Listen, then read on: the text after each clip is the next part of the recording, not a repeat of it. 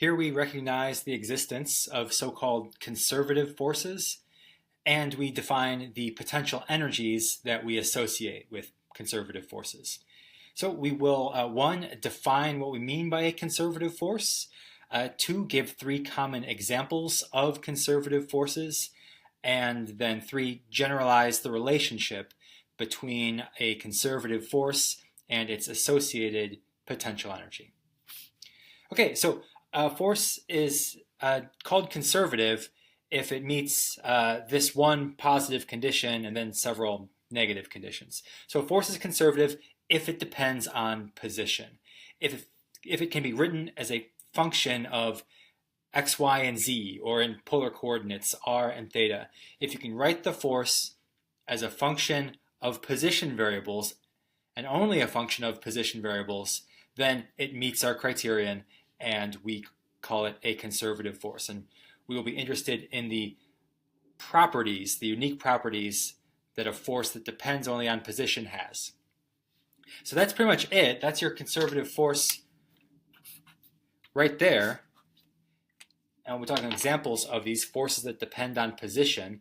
But let's specifically note some counter examples. A force is not conservative if it depends on velocity. Specifically, if it depends on velocity, it's not conservative. So this could be, say, a drag force on a mass that was moving through the air subject to an air drag. Velocity this way, drag that way. The drag would be pointing opposite the velocity. And drag generally gets stronger as speed gets greater.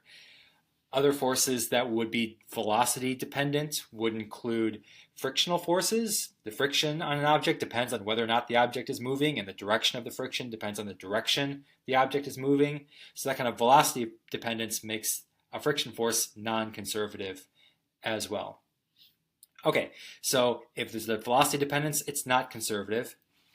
If your force depends on the actions of any other forces, it's non-conservative.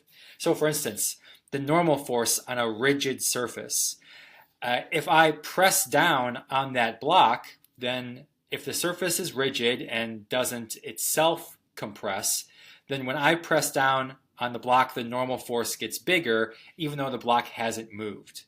So there's been no change in position, but normal force changes in response to my push. That makes this normal force non-conservative. The size of it depends on how hard I push, and it can't be written as a simple function of position. Lastly, a force is not conservative if it has an explicit time dependence. So if time appears as a variable in your function here, that makes the force non-conservative. So I thought of just one example of a scenario where that might occur.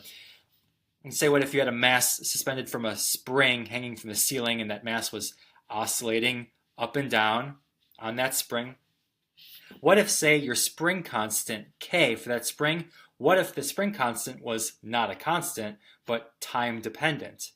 Say, for instance, what if it depended on temperature and the spring was heating up over the time and so over time and becoming looser because it was getting warmer?